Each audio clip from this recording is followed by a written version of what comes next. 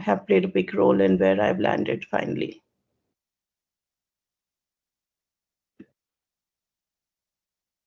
Thank you, Preeti ma'am. Moving on, we have Amit sir. So Amit sir, would you like to throw some light upon your introduction? Sure. Thank you, Ayush. Hello, everyone. It's really a pleasure to be with you today. I, of course, am a member of the 96 batch, and we were just talking earlier. It used to be a much smaller batch, so we feel like we are all very close to each other. And I came to United States right after finishing college and did my MS and PhD from University of Cincinnati. And then in 2002, I joined as a faculty member at Miami University, which is actually in Cincinnati, Ohio. And uh, currently, I am the department chair and professor of mechanical engineering. Okay, so moving forward, we have Rajesh sir. Over to you, Rajesh sir. Yeah. Hey, so glad to be back with the folks at the college, and it's really we are so happy to hear that we are going to meet with you guys. Thanks for inviting us. I finished in '96, and then I was wondering whether I should go to a job or I should pursue more further education. At the last minute, I decided, okay, I'll go and pursue my MTech. So I went to IIT Kanpur, and I did my MTech. And then again, while doing MTech, again I had started thinking about, oh, should I go for a PhD or go for a job? It's always a question for me.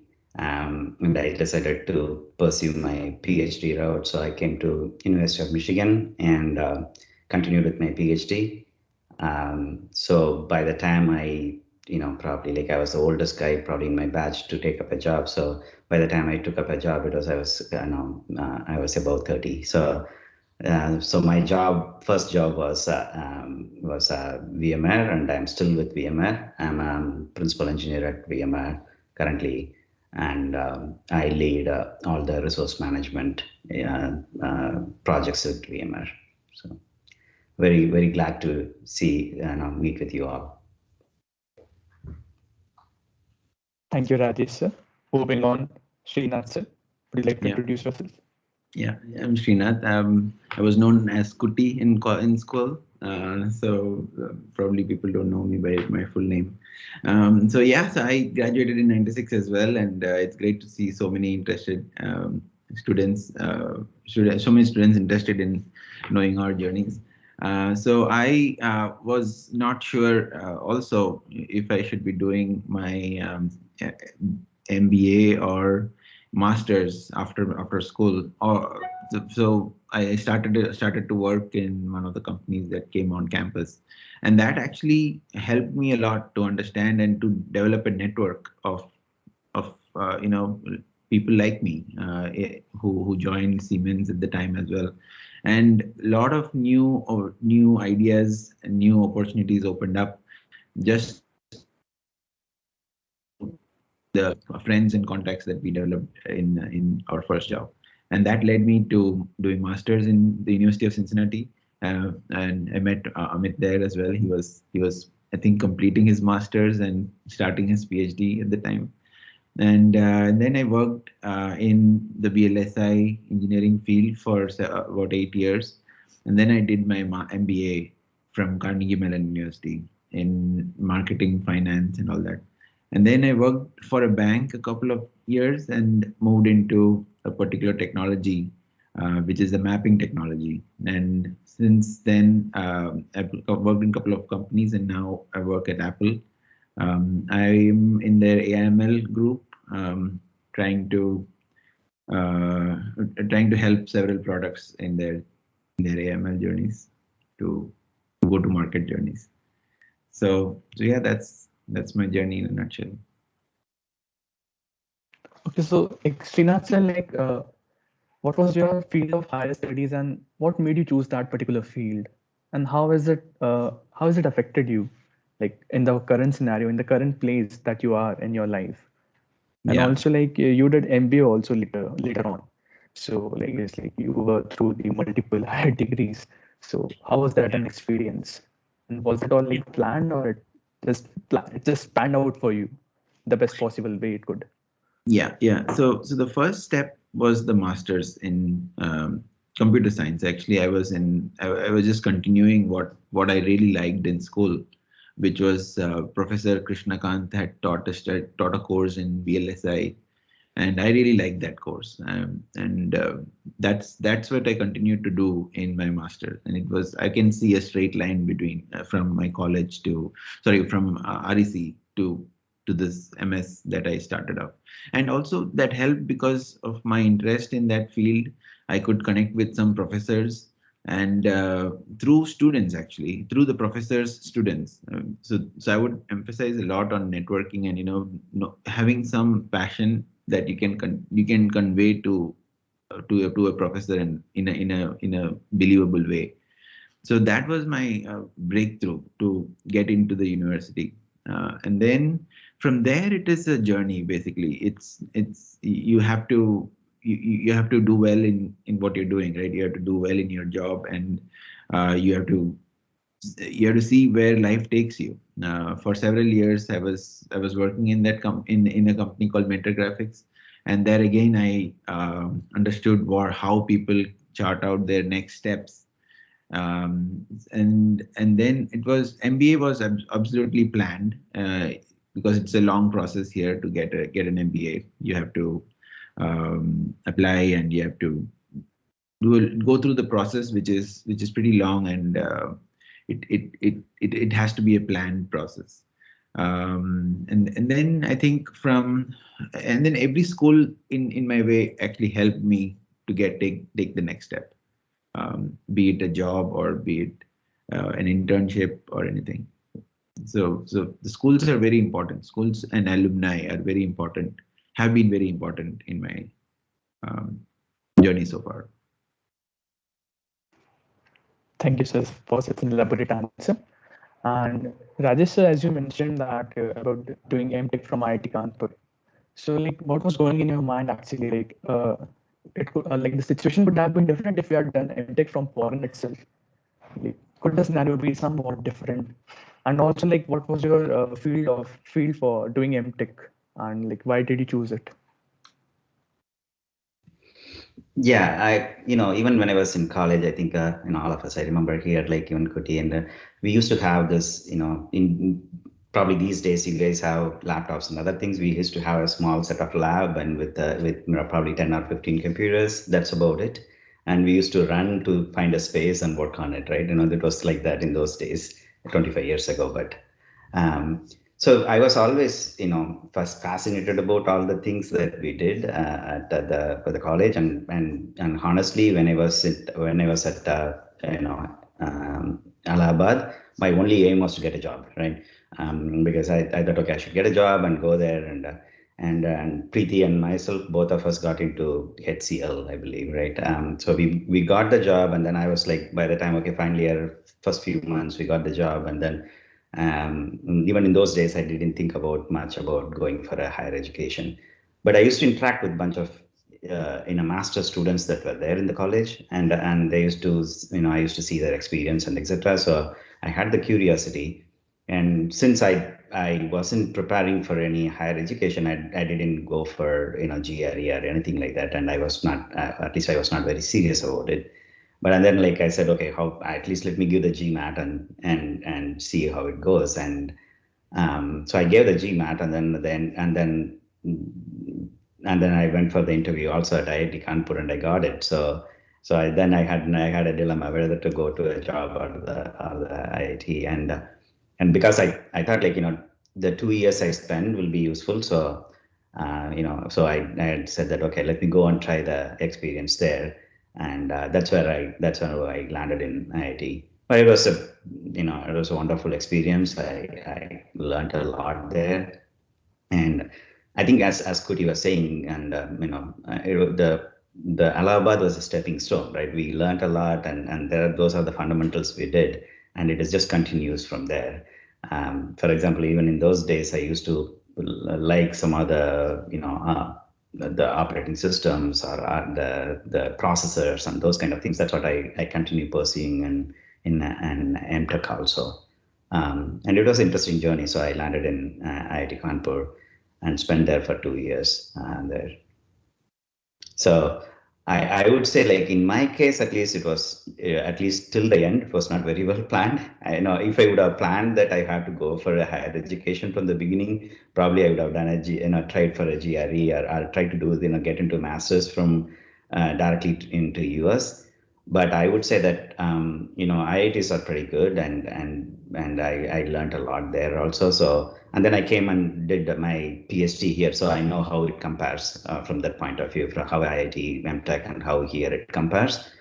And I wouldn't say it was that different. Like the learning wise, it's not that different. Maybe the culture, environment, and all is different, but learning wise, I think it was a good one for me. Okay, sir. Same question for Ahmed, sir. Like you also did your MTech from over here at IIT Kanpur, and then you moved for further degrees to foreign. And like, sir, what was your field of choice for doing the master's degree, and why was it? Yeah, so I was just a point. I finished MNR, of course, and then straight within a couple of months came to Cincinnati. So my my area still was mechanical engineering, but the way it played out was, uh, there was there were a couple of options, but there was one professor at University of Cincinnati who I had interacted with even from MNREC. And he basically said, if you come and work in my research group, you can participate in a project which was essentially, design optimization type deal for a automotive industry. So which was very attractive to me. Um, and of course, scholarship is a big part, back then, and maybe to some degree even now. And so that kind of precipitated the decision.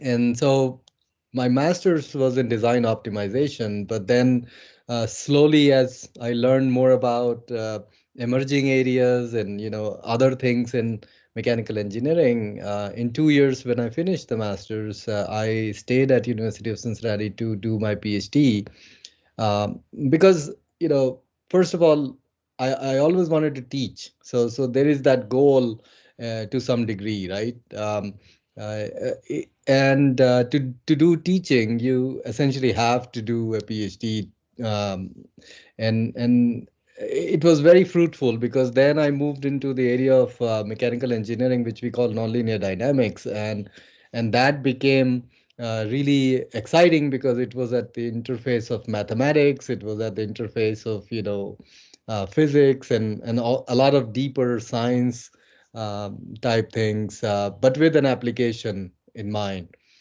So that's the journey.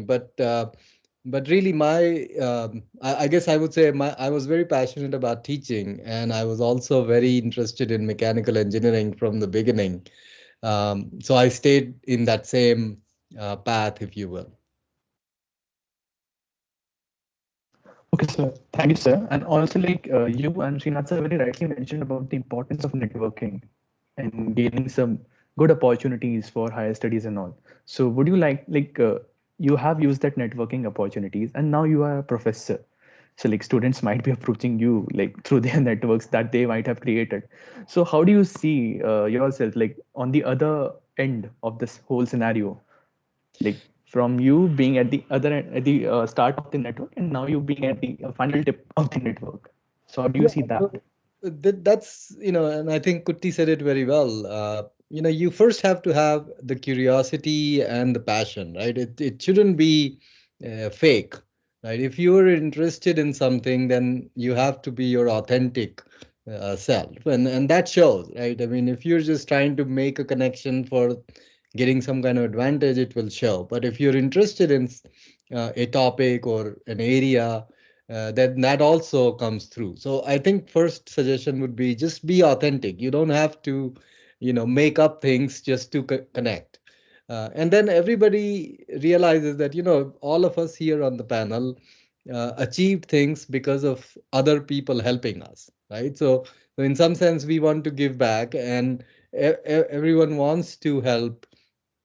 And so if you're authentic and then you reach out to someone, maybe one of us, maybe others at different colleges, they would be open to that conversation, because to be honest, our research groups don't work in colleges without really bright students.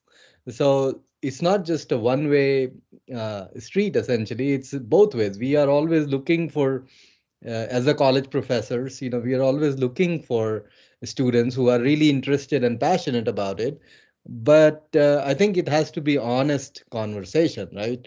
And I think I speak for my friends here that there is a huge demand of masters and PhD students. I mean, contrary to whatever may be said in the media, but over the next years, there is going to be a huge demand and essentially a shortage, critical need for higher degree holders. So, and especially in technology and engineering field. So you can think of cybersecurity, automotive systems, which are autonomous systems, mobility, these emerging areas, there will be huge need. We can't find students, and hence by extension, employees for a lot of companies. So there is that. So there is a need, but you have to be honest and you have to be authentic about it.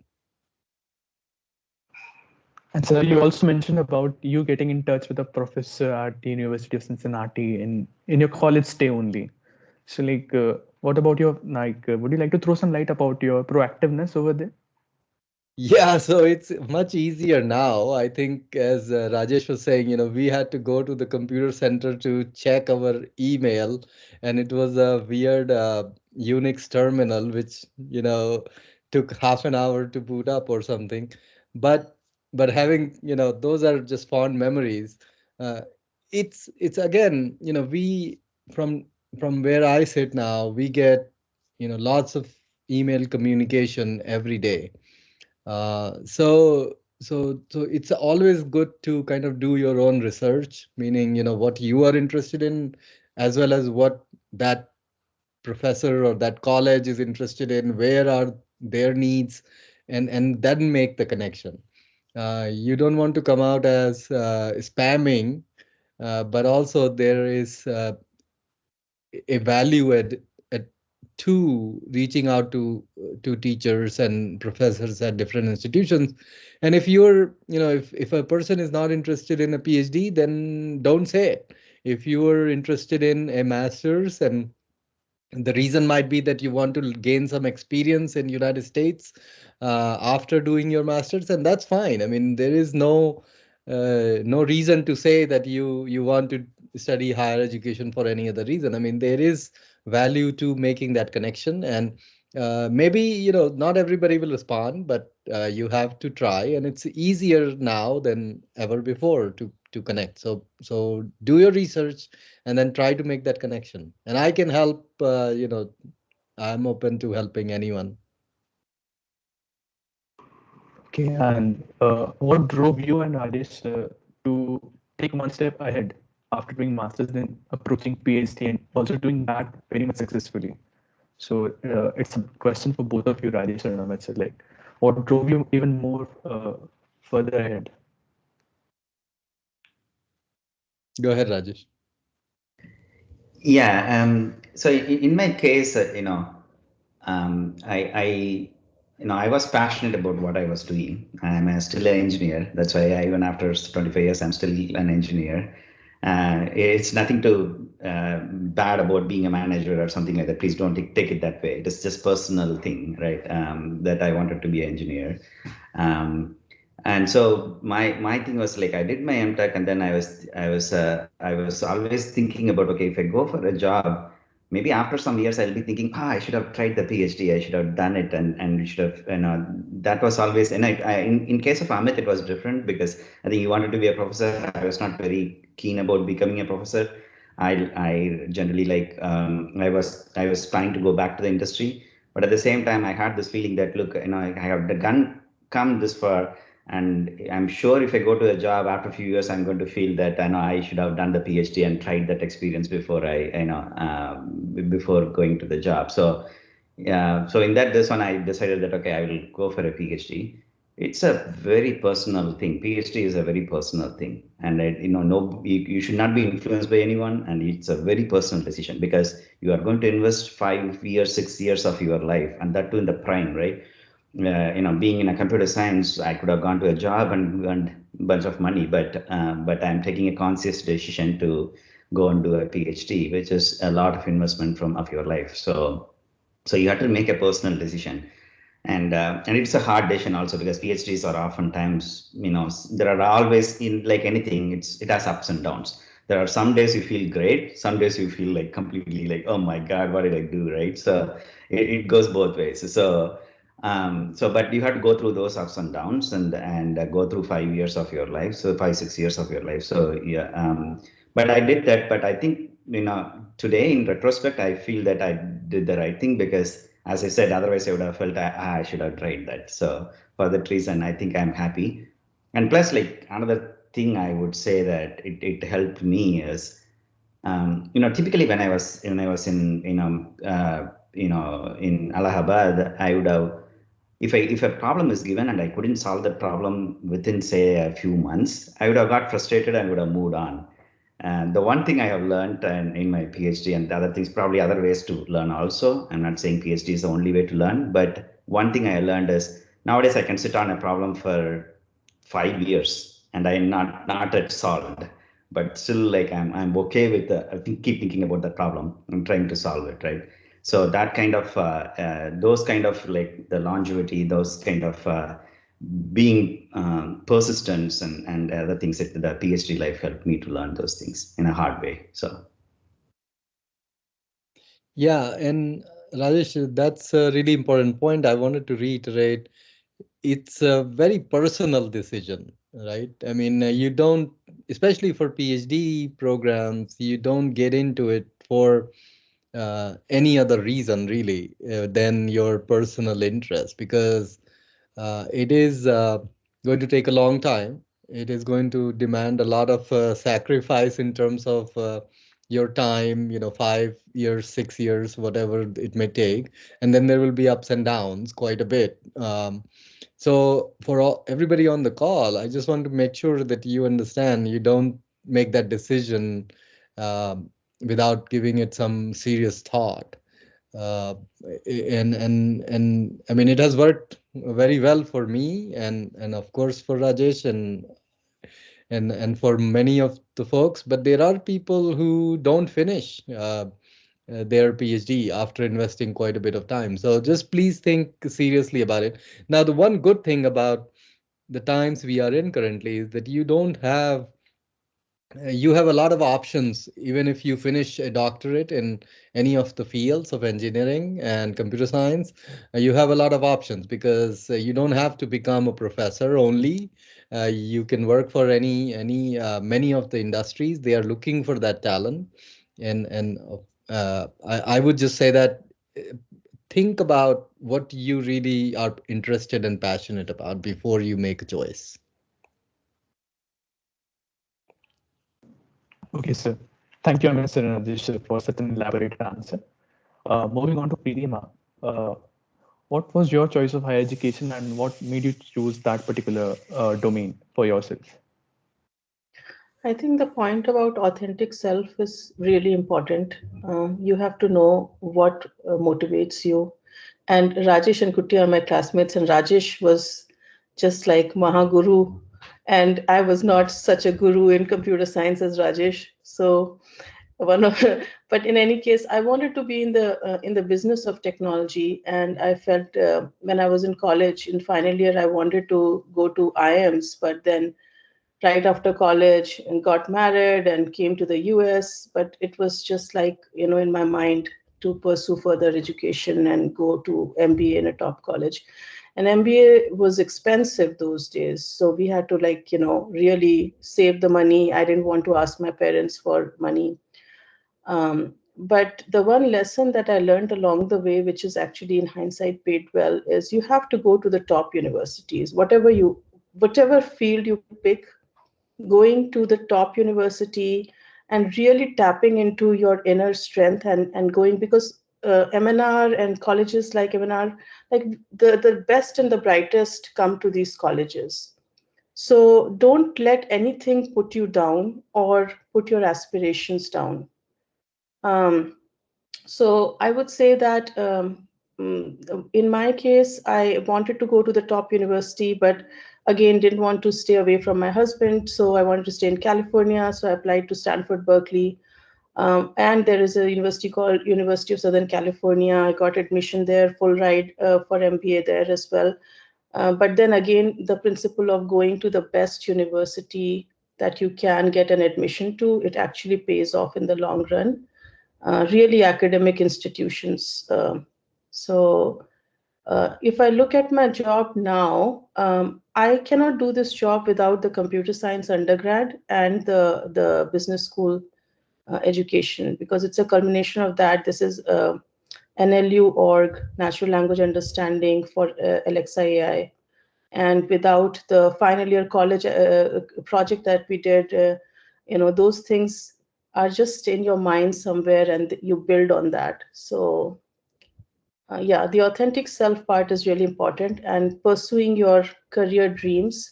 The other thing I want to actually just bring a little bit of a different angle from a women perspective is that, now things are different, but those days, 25 years ago, there was a lot of like social pressure also, in terms of you get married, have kids, and so on, and you try to take a back seat. But one thing that helped in my case, and I think it helps, is the partner that you choose is very important. It has to be an equal opportunity partner who supports, and the two of you support each other to fulfill both your career dreams. So that actually is very important. Don't give up on your dreams. Yeah. Also, ma'am, you mentioned while talking about the final year project being some kind of a stepping stone. Maybe it could be a thing that could lead you to the further path, the future path that you take. So, like, I'd like to ask all of you, as your final year project being has played somewhat a decisive role in like the future path that you have chosen. Yeah. Anything on that? Yeah, so I can probably talk about my final year project. My final year project was with Dr. A.K. Mishra sir, and it was about a knowledge network, and it was, I think, way ahead of the time at because the knowledge network goes back in. The theory is pretty old, but the practical applications are coming up these days, right? What I see in my job, there is a very I mean, in college, computing resources were not as strong as they are today. So probably we students now can do a lot more than what we could at the time. But just exposure to that field, opens your eyes and minds, like Preeti was saying. I mean, it stays in your mind, and it stays that all the different partners in your group, it all stays in your mind, right? And for example, we were actually planning of creating a map of Allahabad, which was a very difficult thing to do at the time, so we didn't do it. We didn't have the time or resources to do it. But that's very similar to what successful companies do today in mapping.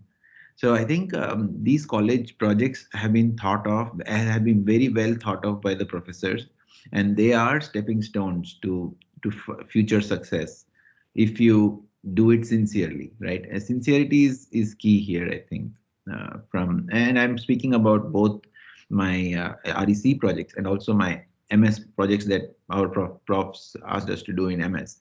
At the time, we thought it was not that is it that important, but actually these projects are very well thought of, and they pay huge dividends if done seriously, sincerely. And just to add to what uh, Kutti has said, I think when we now from a standpoint of professor, what we tell our students now is, you learn some things, but the more important part is what did you do with that learning. So this senior project or class projects or internships, those are your opportunities to demonstrate what you're doing with your learning, right? And that's where really you could put yourself apart from others who may be applying for the same kind of opportunities. So I think doing is important, and sincerity, of course, pays dividends. Yeah, the one thing I would like to add is if I see the panelists right today, after 25 years, I'm seeing them and I know what they are doing. And even when I was back in the college, no, whatever I remember them, I can't see anything else other than what they are doing today, right? In some sense, because like Preeti, like was very enterprising even in those days, very outgoing and etc. etc. I couldn't see her anything other than the kind of role that she's doing today and the MBA she did and all that, right? So in some sense, like you kind of what you are and you're passionate about something and it is about pursuing that and it is sometimes when I back in my college when I was in Allahabad, if I can think about did I have all this clarity in those days if I had known all these things beforehand, no, but at least if I see these panelists, like I know these people will get this place and I cannot imagine any other way, right? So somehow like you have to kind of know what you really like and pursue it, and ultimately you are going to do that one way or other. You might take a detour and go somewhere else, but sometimes you bring back, you come back to your passion, follow your passion, and that will bring in the authenticity that Amit was talking about. Just pursue that and you will one way or other get there and you will excel in it. um and then like that is where like Preeti was talking about this, going to a good college and everything, right? Like at some point, like you have to, I think of there is a level of intelligence everybody has, and then there is this sustained hard work, right? Like it's not about like only intelligence, and it is not about only a short period of hard work and then going and doing something else. It is a sustained hard work, and you keep doing that always, right? And network building, the topic of network building came. It does not stop today. We still build network. That's part of it. Like even in today's job we build network. I'm sure Amit is still building his network. I am building my network. So these are continuous things that you are going to do. You don't realize when you're there in the undergrad. You think you don't know your potential. So that's why Preeti said that don't put yourself down, don't underestimate yourself, pursue your passion, keep continue doing it. One way or other you will excel, and if you follow your passion, if you do it the full heartedly, you will excel. And and and having seen so many people, and after seeing 25 years after where these people are, I'm so proud of all the people that are from my from the alumni, right? And then recently I connected with all the people, and really amazed. Wow, like this is amazing, right? But that's where like, but we don't feel that when you are in the college. That's why it is important for you to know that you are going to shape the things in the future, but please don't give up. Keep pushing, keep pushing, keep pushing.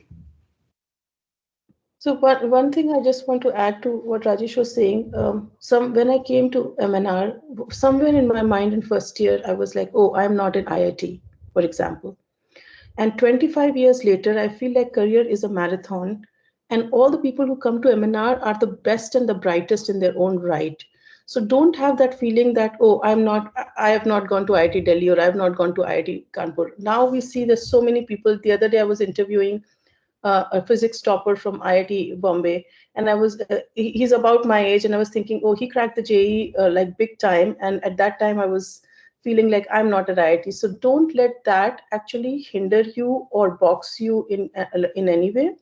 Career is a marathon. You have to invest in it and continuously keep learning, and also surround yourself with the smartest people. If you are the smartest person in the room, that means that you're not getting challenged enough. So whether it's your social interactions or your projects, like surround yourself with smart people who challenge you, make you feel like I have to do study more or work harder. I think that part, and then continuously keep doing it. It's a journey that doesn't stop. Um, Very rightly said, ma'am. Like that's the basic philosophy. Like all the colleges are sort of tributaries, which will eventually lead to the same ocean of opportunities for us. So very rightly said, ma'am. And ma'am, also one more thing that, as mentioned earlier, like you were having a job while going before to foreign for pursuing your higher degree. So, uh, how different was it? Like I'm trying to bring out the I'm trying to bring out the contrast between your situation and the other situation that the other three panelists had. Like they directly went to do masters like without having a job. Like they directly went to do masters. So what was the scenario at your end for getting a job visa, and what was at your end, ma'am? Yeah, so I remember one thing in hindsight. When I was in final year of college, one friend, senior said, "Oh, you want to do MBA? You should take GMAT." And the first thing came to my mind was, "Oh, it's so expensive. I don't want to burden my parents with further education." So that was the first thought that came to my mind, and I didn't take. In hindsight, I think final year of college is a great time when you have the job. Take the exams that you have to, GRE, GMAT, GATE, whatever you have to take, because then once you get in the job field you become busy. So it's a great time, and if you don't get a great score you can take the exam again, so set your benchmark in final year. Yeah, I was working, then I came to the US during the dot-com boom, to work here. But in my mind it was like, I have to study, and then the green card process was there, which was filed by my company. And so I thought, okay, I might as well get my green card, but then it was taking too long, and there was this social pressure around, have a kid and do this, you are getting old. So I thought, okay, now I have to give up something to get something. So I gave up on the green card process, and then I applied full time. Some people pursue part-time education, but I'm like an all-in, all-out kind of a person. So I was like, if I do it, I do it full. Otherwise, I don't do it. So I quit my job, and by then I had done some savings, and then pursued this full-time education. So I think that was my journey, because it was nagging in my head, and I always wanted to do this. So I don't know, Ayush, if that answers your question, but yeah. No, So ma'am. it Like was like we are financial. all right. So I wanted to save the money, before doing the education. It's expensive, and there are very few scholarships for MBA. It's hard to get. Yeah. Yeah. And actually, I would also emphasize on the point Preeti mentioned before. You have to aspire to a good school because it's a lot of investment in any school that you pick. And the ranking of the school is quite important, especially if you're going fresh from college, from REC, I mean, because then these schools and your grades is what you have to show, and the projects that you do, the internships that you do, that's what you have to show to get your employment, if that is the next step. No matter what people say, the brands do matter at the end. That the schools you go to, and the advantage we have of NITs are very well recognized abroad as well as in India. But you lose on that advantage if either you don't have the technical capabilities, or you don't build on that brand. So yeah, it's important to build on what you've landed in a MNR. You have a great platform, build further on that, go to the next level.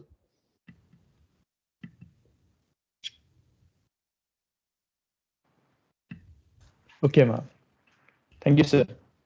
And there was this one prominent notion that I guess I discussed sometime earlier also, that there's a, what should I say, a confusion or a race between picking up Germany as a spot for your higher education in comparison to US, UK, or Canada.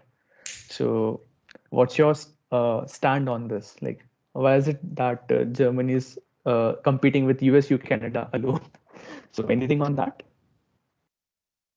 Yeah, so I can share some my take. I haven't done that there in Germany, but one of my MTech friend, he went to ETH Zurich for his PhD after finishing his MTech, and he did his PhD there and continued as a professor in ETH Zurich for quite some time. And now he's a distinguished professor in University of North Carolina, Chapel Hill. what I was trying to say is like he has also has to like there are this new requirements like oh he has to learn German, and but he was okay with it. He did that, and then he pursued his PhD there. Um, and so I think it seems at least the ETH Zurich is a pretty good college. There are like that. There are a bunch of universities there which are really good. So again, if you are going for a good university there, I think it is a good choice. And from my experience, like we have hired at VMware, we have hired a bunch of folks from European universities. Not the ones, at least like I don't remember somebody who came from India did his masters there and then we hired. It is not like that, but generally I'm saying speaking about European colleges, I don't think when you are hiring someone, you don't distinguish that much whether they are in some good college in Europe or some good college in the US. As long as that person is good, people are going to hire. So from that point of view, if you got a good college in Germany or any Europe, I would say that it's not a bad choice. And then if you get a scholarship there, and typically today's times the masters and the higher education in the European system is much cheaper than the US education system. So you might want to take multiple things into account. In the current situation, we are a little bit old. We are not fully up to date, but I know that the European system is much cheaper than the US education system. So you might want to take those things into consideration to make that decision. Yeah. And actually, I wanted to add one piece of experience from my standpoint. I didn't do any education in Germany, but the companies that I worked for, they have a very deep-rooted relationships with small startups or companies in Germany. Actually, of all the countries that I have visited Germany the most. Berlin or Frankfurt, that's because they're pretty entrepreneurial, and that actually ties back to the colleges, right? Because entrepreneurship starts in professors' labs, or some students have a crazy idea, and that's how these things start. And it's very vibrant in Germany, I think. I mean, it's vibrant everywhere else as well, but in my experience, Germany has been one of the places where life has taken me, because of these small groups doing, innovative things and being successful at doing innovative things. So I think that speaks to the step after your education, right? You might have good opportunities there because you might already know the language and you can participate in that vibrant economy. And Kuti, that's a very interesting point you bring up, because I think one of the ways a student might think about this is what is the eventual step after the master's degree or MBA or other degrees. And I would still say though that besides the news in the last few years, US still has very I guess flexible and generous opportunities for post grad school employment. I mean, right now our students can actually get up to 3 years of essentially internship type visa that can give you sufficient experience to make really good headway into employment opportunities. So if you are interested in working in those sectors, I think US is still very competitive. I mean, yes, news can change depending on who's in White House, but really, I think at the core, uh, United States still offers a lot of opportunities, and it's probably the easiest or lowest burden culturally to get in. Um, because I mean, in Germany or in Switzerland, there is a language barrier, and then it's a lot different as well. Yeah, I would agree. Yeah. Also, sir, like many of you might have undergone some process in order to avail some kind of scholarship in order to take loans or scholarships. So, how was your mentality about being calculative in order to spend money and minimalizing your needs, and then thinking about in long term maybe the repayment of loans? So, how was it all from your perspective? Like, how did you plan it out? So Anyone can go maybe I ahead. can Yeah. get us started, and then in my case, of course, I had this scholarship. Otherwise, our family would not be able to support this further education. So that was always the biggest constraint. But uh, jumping ahead 25 years now, a couple of points to make from a different standpoint. One, there is not that much scholarship for a master's student, right? So you have to plan accordingly. If you're really interested in just a master's degree and you're not sure, I mean, that's fine. But financially speaking, educational institutions are diverting their resources to uh, PhD students, and when you talk about scholarships, there are really two kinds of vehicles at any given university. One is what you would call a research position, where you would be working with a professor in their research lab, and they will be sponsoring your studies, and the other would be a teaching position, right? So you may help teach a class, and that's really your scholarship. I think teaching positions are harder to get in because, of course, your education is from MNR, great education, but it's not the same as being at University of Michigan or University of California, Berkeley. So they prefer to have teaching positions go to students who have studied locally there, because then they are more aware of how things work out. I mean, the topics are the same. So I would say maybe the focus needs to be on research type of opportunities. And that's again going back to the networking side of things. But knowing that, master's education may have to be self-funded nowadays, you might explore an opportunity to take loan. I mean, it's not a big deal now to get a loan, which you can actually partially pay back through within your master's program through internships and other opportunities. So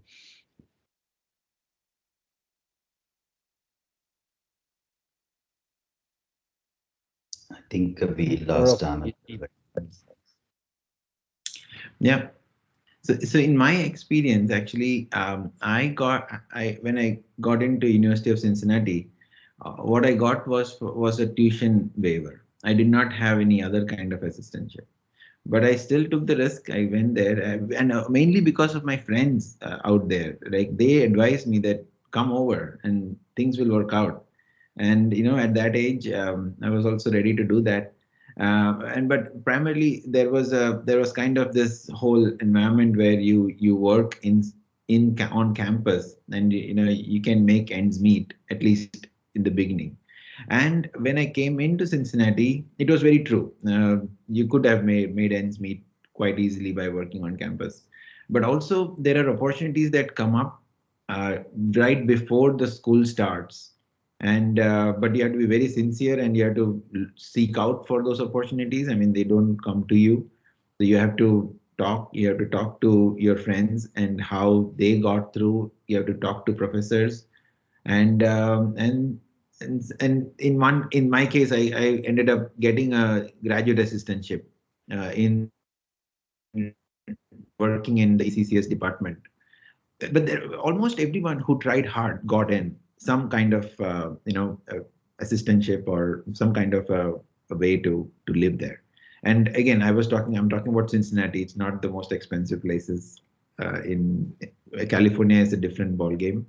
So, but it's risky. You have to make sure you know what you're doing. You have to have information from several sources. And like Amit said, these days taking a loan is not a big deal, is what I've heard also. At the time, taking a loan was not an option actually. 25 years back, it was not that easy to get a educational loan unless you're coming from a wealthy family. Yeah, no, as Amit says, I think for the masters nowadays has completely dried out. At least 25 years ago, you had a small choice of even if you apply for masters, you might get some waivers and get some scholarship. But nowadays, like, and I think for the masters, it has completely mostly dried out. So So then you have a choice, like either you know if your family can fund you, great, and otherwise you have to take a loan. But one thing I would say is, if you don't want to apply for PhD, then just saying that you can fund yourself increases your opportunity to get into better schools, clearly, because now the school don't have to support you. You are self-funding, and if your story is good, if your scores are good, and etc., you have a better choice of getting a better school. So when I was in Michigan, I have seen a bunch of folks who are self-funded and came. I wouldn't say the life was easy, but any time like you have challenges in your life. So it was financially, it was not easy. Some of them got, as Kuti was pointing out, they keep on trying, never give up. So every semester they will find a different job. It may not be the same thing that they had for the entire four semesters, but they will find different job. In the summertime, they will do some internship or whatever internship they could get. So at least typically they could manage their life expenditures mostly, and the tuition and other things came from their parents. And in those days, at least like the loan was not a big thing. Like in the sense, I don't see anybody who got loan in those days. So they managed themselves, right? By their family, and over time, actually, it was fun, fortunate in our case, because when those master students were getting out, I got into Michigan around 99. So when the master students were getting out, the 2 years after, that's when the downturn came. If you know, the dot-com bust came in 2000s, 2000, 2001. So it was a pretty hard time for people to get a job. But even then, like as Amit points out, you have that 3 years of OPT or something like that, the extra visa that you can stay. In those days, it was 2 years. So some people, even without a job, they hung around for a few more months, got small jobs with the OPT. And by the time like they went through that hard period for 6 months, and then they got a job, and they are better off now, right? So it is challenging, but at the same time, given the current loan situation and other things, it is you can, as Kuti and Preeti were pointing out, you may want to get into a better college, a good college, and self financing yourself like can help you to get to, at least like increase your chances of getting to those better colleges. So just one more point to add to that is like in my case, for example, for MBA, there are very few scholarships. So I had to make a choice between USC and Berkeley, and USC was giving full ride, which is a lot of money. Like those days, it was $90,000. And think of it, like we hardly have any savings, and $90,000 on one side, and it's a pretty decent university compared to Berkeley, which was not giving me anything. And it was a hard choice. So, but I chose Berkeley, and in hindsight, I feel like that money is kind of in the long run, it's all balanced out. Now, how to fund it? Of course, I had to take a loan as well. So you take a loan, but the education from a good university actually pays off. So it helps. And obviously, all students live on a shoestring budget, so that's just part of it. Um, yeah. In the you were asking Ayush about minimalism and stuff, so you all go through a Yes, hard ma'am. period. Yeah. Also, as Srinath sir and Preeti ma'am, you yourself, like you guys switched from some technical background or maybe some IT firm or some technical background basically to the management field. So was that change a drastic one, or it was a gradual, like you were able to process it eventually? How was it? I'll just say that, we are both in the business of technology, right? We cannot do our jobs currently if we didn't have a technical undergrad and a technical, like I worked as a software engineer, Kuti worked in Mentor Graphics. If we had not worked as an engineer, we could not have gotten credibility in our current jobs or these roles, because the products that we are managing from a product management perspective are really technical. Like in my case right now, these are all ML products, low in the stack, for Alexa AI. And I cannot do this and work with scientists and engineers if I did not have my computer science undergrad from NIT. So that's the thing, and that also differentiates you from others who may not have an engineering undergrad. And that's why you are valued, because you have the combination of business as well as a firm grounding in technology. So actually, that's a lesson I wanted to share with the folks here also.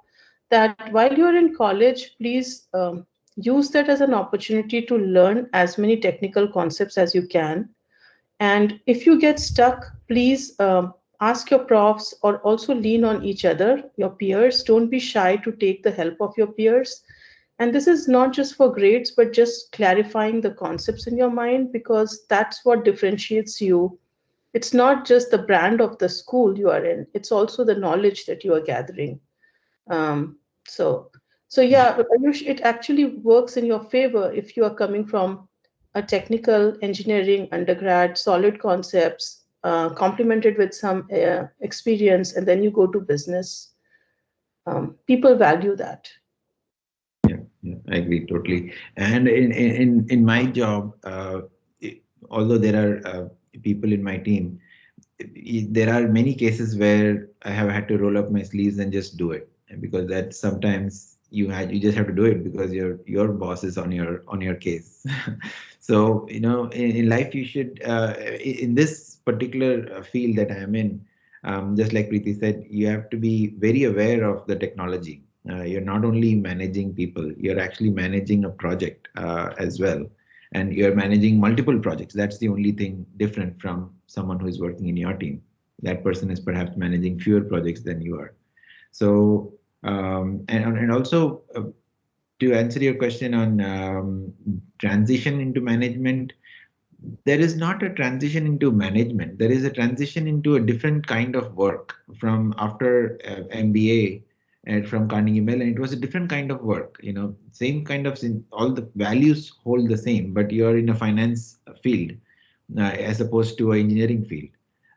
In my 2 years at the bank, there you meet entirely different set of people, like who have a commerce background, and they know more about what they're talking about than a fresh MBA coming in and into the team.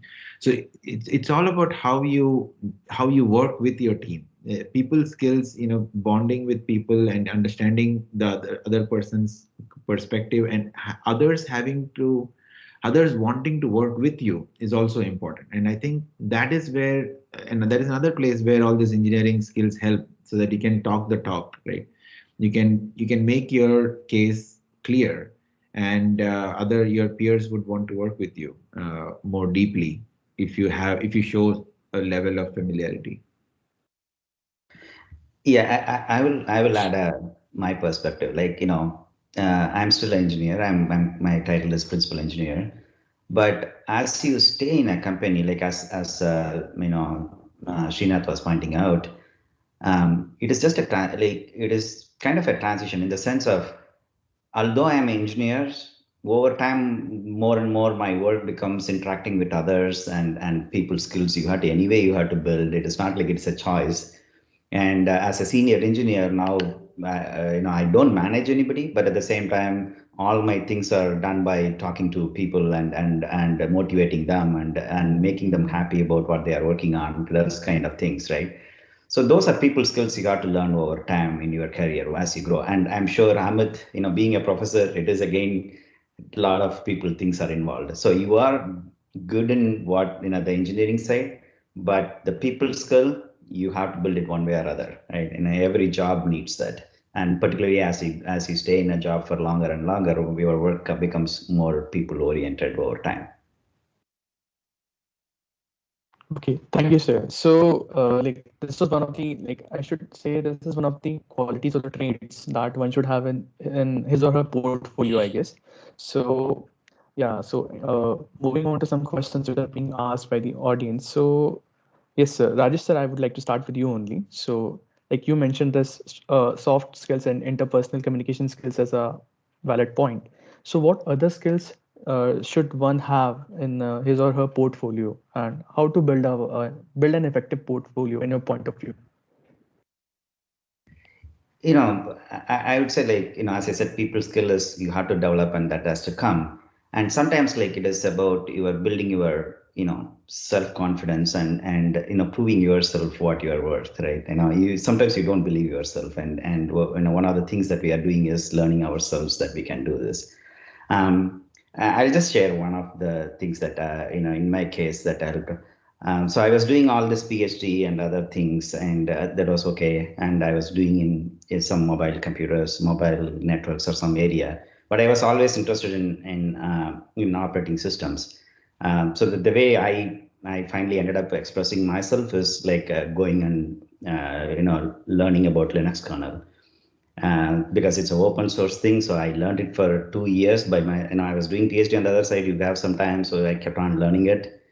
And then by the around the final years of my PhD, I did contribute to Linux kernel, started contributing to Linux kernel, some memory management area and other things I contributed. Even now I'm happy about it, because almost any Android program you start or any Google search that you do, every time a program starts, it runs through some other code I wrote in the Linux kernel. So it's the key pieces of the memory management. So I'm happy about that I did that. Why I'm saying that is I was always passionate about operating systems and that kind of area in computer science, but I could never had a chance to express that. So at least like the Linux kernel helped me that. And now after doing that, I joined VMware, and I continue doing that. So for last 15 years almost, and I'm in the same area, doing the same thing. So in some sense, like you have to follow your passion and try. You ask like how I can showcase that my passion, or how can I showcase the things. It's about this doing, like as Kuti was pointing out, doing the small projects that you do. And like when you're talking to a professor, just saying that, oh, I'm interested in this area will be less interesting. It looks like a spam mail, and nowadays professors get probably hundreds and hundreds of mails, they'll delete it. But rather you saying that, okay, this is what I did, I learned this, but I these are the pieces I don't understand, or some mail like that will be more interesting for a professor to read than saying that I'm interested in XYZ area, right? That's less interesting. So sometimes you have to put that effort, little bit of effort, and then what you learned and what you didn't learn, be honest and write that, right? And that's where it helps. And in every experience, by doing those small things and putting your own effort helps there. Just a small query, like we have run over the allotted time, so I hope you guys are not having any plan. Like, if you guys are having any plans for the part of the day, then yeah, you may just point out. Otherwise, we are good to carry on. Yeah, Ayush, Any maybe issues with you? we can take some questions and then wrap up in Yes, 10 sir. minutes or so. Sure, sir. Sure, sure. So I would request audience members, if they have any questions, they can just raise their hands or just put it in the chat box.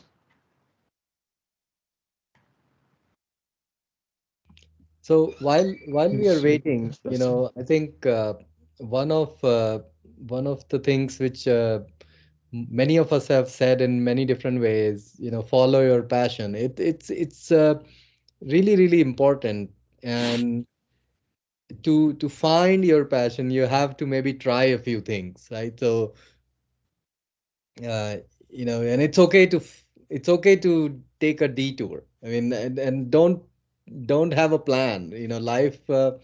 It's a don't be too hard on yourself. I guess what I'm saying, if nothing works out in the first try, or your first email never gets a response from anyone, it's not, it happens, and probably in the long term, those little things don't really have a big impact, but you have to keep trying, and be uh, don't be too hard on yourself. I guess that's what I would say. thank you, sir. We have Kashif Ayaz Khan with this question. Kashif, you can kindly unmute yourself and ask your doubt. Yeah, hello, sir and ma'am. Thank you for the informative session. And I had a question regarding shortlisting of colleges and countries. So I'm in my initial phase, and I have to decide based on the expenses and the opportunities that as a mechanical engineer I will get. So I'm not able to finalize like which country I should take. Or, for example, I have Germany because it costs less there, and and like the other countries like Denmark and them, and then you have USA and Canada, which cost a lot. But regarding the opportunities available, I see that it's quite same. So I'm not able to figure out how do I finally come to a conclusion. Like this is the university I have to apply to. Like what process should I follow in this case? So, hi everyone, this is Sudhir. Should I take the Europe question first? Hello, Nair. Yes, sure. Sorry, I joined in a bit late. I managed to come out of the Manchester derby. Obviously, Manchester United lost, so I'm at the station. So happy to join you guys. Just a quick one. So, but from a Europe perspective, I think yes, Germany or the Nordic countries are cheaper, or it could be better. But what you need to be aware is language will be a problem. Getting stuff done would be a lot not. It'll be challenging. So, trying to find opportunities in some of these countries would be a challenge. In that case, UK would be a great option. There are obviously scholarships available, etc. Cost of living is a factor of how much you want to spend rather than the course fee, etc. I think Vikas in our batch also is running a simulation where he can give you a view around which colleges are placed, how much, and what opportunities are there. So maybe we can send you a separate link. But it's a very broad question to answer. It all depends on what is the field you want to specialize. Don't specialize based on a country, right? Specialize on what you want to do. And if it means that you have to go to the US, if you're interested in aeronautical engineering, so be it, right? You will have an initial cost uptake, but that will be all sorted out in first 3-4 years. Yeah, Nair, I think that's a very good point. I was going to add that really mechanical engineering or any of the engineering fields are very broad. So if you have a particular interest, that should help you narrow down the focus a little bit. And then what do you want to do with that degree can also help guide the thought process. There are a lot more opportunities in India. I mean, that's an emerging growth market. Uh, there are a lot of multinational companies opening their research centers in India, and of course, lots of hiring. So if the intention is that you want to get an advanced degree, but then go back and work in some of those centers, then that's one way to think about it. But if the intention is that you want to be in California working with the tech giants right there on the field, or be in Texas and work for Tesla, that can help make that decision to some degree.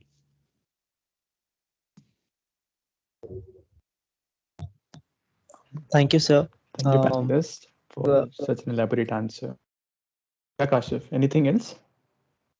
yeah, just to follow up. So I'm basically thinking about robotics and automation, or the second option is MEM, that is management engineering. Sorry, engineering management. And so the thing is that I see that there are opportunities almost everywhere, especially in US and Germany in these two cases. But I'm not able to figure out whether the cost of going to US is worth it as compared to not giving any tuition fees in Germany. Because if I do learn the German language, will I be able to finally fit in, or will I always have this? I'm an Indian because I have to learn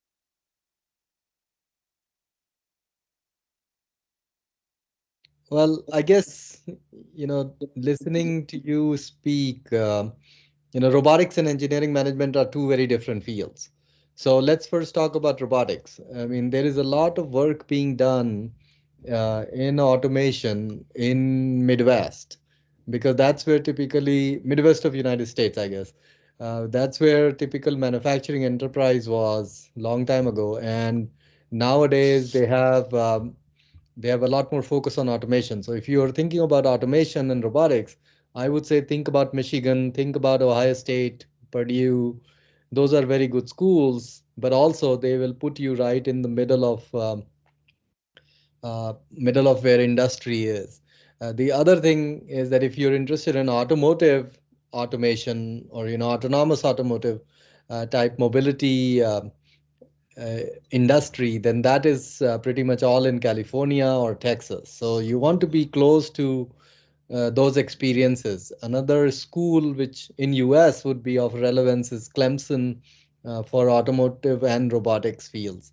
Engineering management is very broad, so I can't really speak to that, but you probably want to go to a high ranking program more than anything else. And to your point, Amit, it is also important to understand where your interest lies. Is that in the design of these systems, or is that in the operations of the system? Because if it is operations, a lot of the things are made in China and India going forward rather than in the US, right? So uh, you got to be very clear that either you are on the design side or on the operation side, because that will decide where you will actually land a job, right? Sure. Thank Thank you, you, sir. sir. Thanks a lot. Uh, Next we have And sir, Shaurya please Dugai. do share. Shaurya Dugai. Sure, that will be done, Raj. Yeah. Hello. Shaurya Hello, Dugai, you can ask your everybody. question. Yeah. Hello. Can you hear me? Yeah. Hello. Yeah. Yeah, So sure. basically, my question is particularly to Rajesh sir. So I just wanted to ask that, like you said, that you started doing your first job at the age of 30. So the thing is that a lot of us want to be able to support our families financially as early as possible. That's a very big concern for us, and waiting for that period of time. So I would feel like if you could tell us a bit more about what we should weigh, what are the factors that we should weigh in while taking that sort of decision, and how, and does it eventually pay out well after starting your job so late as compared to your peers. Yeah, so Yeah, basically that's it. right. So it is, as I said, it is in my case, it is a PhD degree, which was a longer one, and it's a personal one. And in my case, I couldn't depend upon my family for any of my education expenditures. Clearly, I had to get a scholarship, otherwise I wouldn't have pursued it. But at the same time, I was in a situation where I don't have to support my family. They were doing okay, at least personally. So from that point of view, I didn't have to send any support from here. But at the same time, once you have some scholarship or something like that, particularly if you're in Michigan and Ohio kind of areas, it is cheaper. It is inexpensive compared to California and the hot places. So you could still, even although you are getting a small stipend, you can still save. And in the during the summertime, you go for an internship. Clearly, you can save more. So even though, like, although you are in a student life, and clearly, as Preeti was saying, you live as you spend as little as possible, but you can save, and you can partially support your family, maybe if you really want to. Um, but again, it depends upon your individual situation. Thinking back, I could have sent some money. I did send some money back to my family, but it won't be a lot. And in my case, it was okay, and I could stay on like that for till I was 30. My first job, when I took it around 30, 31, I was reaching 31 almost. But it was okay. And when you get to a job, particularly in a tech industry, you cannot predict what you're going to earn, right? Like, Mark Zuckerberg got out of the college, and then he's like multi billionaire. What can you do about it, right? So it is not. So it depends upon luck also. Like, and then you, by chance, you joined a WhatsApp company which got bought by for 17 billion. Sure, suddenly you make a lot of money. So you cannot predict, but you should just, like, take up a job and tip. And I don't see. Yes, I took a job late, but I don't think that affected my life a lot. Clearly, there were challenges, like, because at least back in India, they used to compare me with some cousin brother and say, "Oh, you are not settled yet. Huh? You are still a student, right?" So you have to live with those social things. But other than that, it's okay. I think I'm living well now, so it worked out okay. One Thank you, related, sir. related point to that one, I would say, is there is also this whole comparison of salary pressure in India. That used to be, oh, this one is getting so much package, that one is getting, that is very short term focus, I would say. So if you are making a decision between, if you don't have immediate family financial needs to support your family, and you're getting a good salary versus an area where you want to pursue education and you have an admission in a great university, at least personally, I would go for the latter, because with the education in the long term, you will make up for that lost time. So don't over index on immediate financial gains, I would say. Thank you, sir and ma'am, for sharing your experiences. Thank you so much. Thank Uh, you. Thank you, Shaurya. Now, next we have Tanam Gupta. Tanam, you can kindly unmute yourself and ask your doubt. Thanks, Ayush. First of all, I would like to start with thanking all the panelists for sharing your wisdom and experience. This really means a lot for students like me who aspire to study abroad. My question is to Preeti ma'am. Ma'am, since you belong from an engineering background and you also did gain some years of work experience in that particular field, how did you make the transition and how did you prepare your profile for an MBA? Like, what is it that we can do? How can we build a profile if we want to pursue an MBA? Like, we'll have So, to make a transition, right?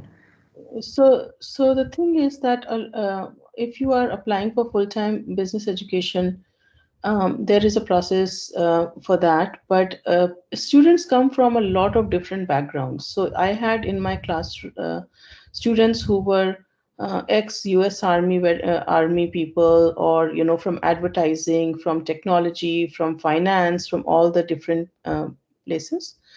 What they're looking for in their essays is like clarity of vision on how you are going to take the education of those 2 years and make a difference.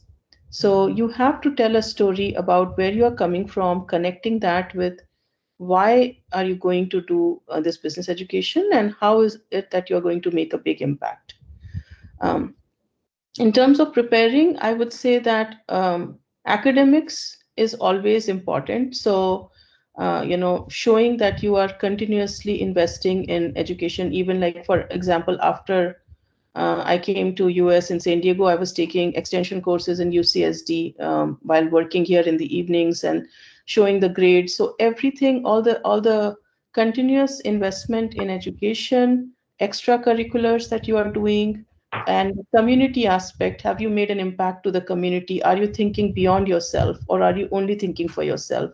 All those, and how are you going to use the business education to then make a difference to your career and to the society around those. All that storytelling and weaving that is helpful to differentiate. You have to differentiate yourself from all the other applicants because the seats are few. So yeah, but grades definitely are important.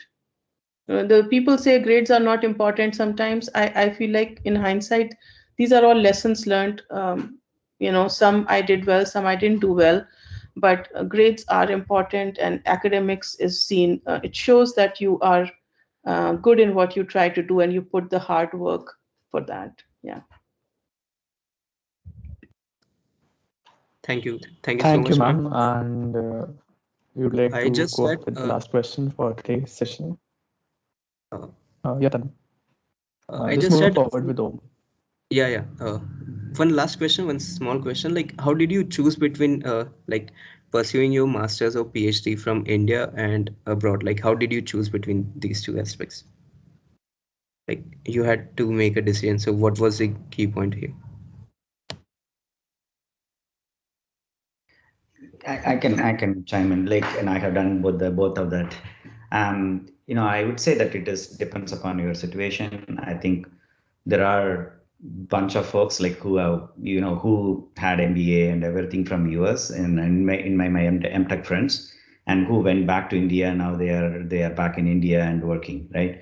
So nowadays, as Sudhir was also saying, it is a booming market, and then India is also a booming market. There's nothing wrong about being there.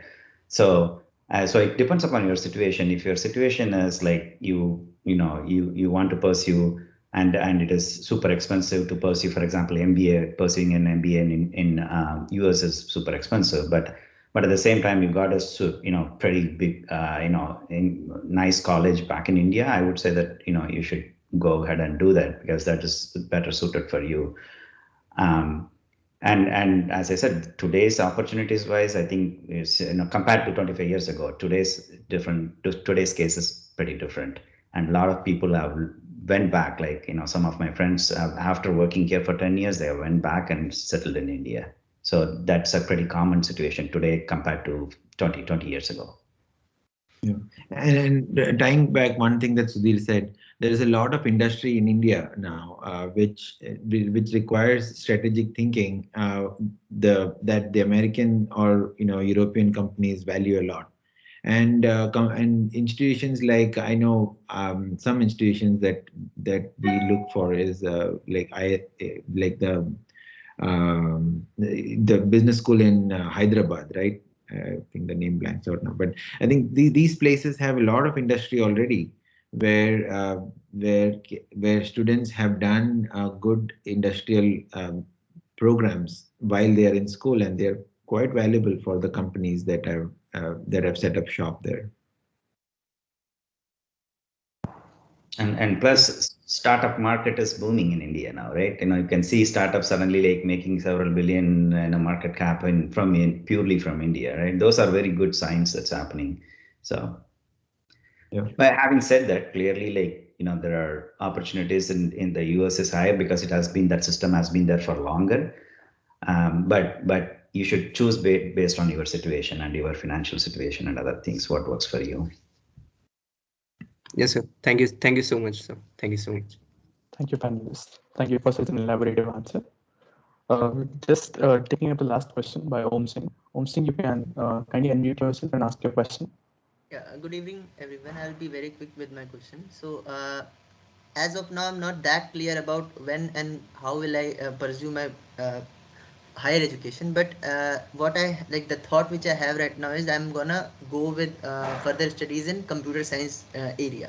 But right now, this bachelor's degree which I'll be getting in, it will be from electronics and communication engineering branch.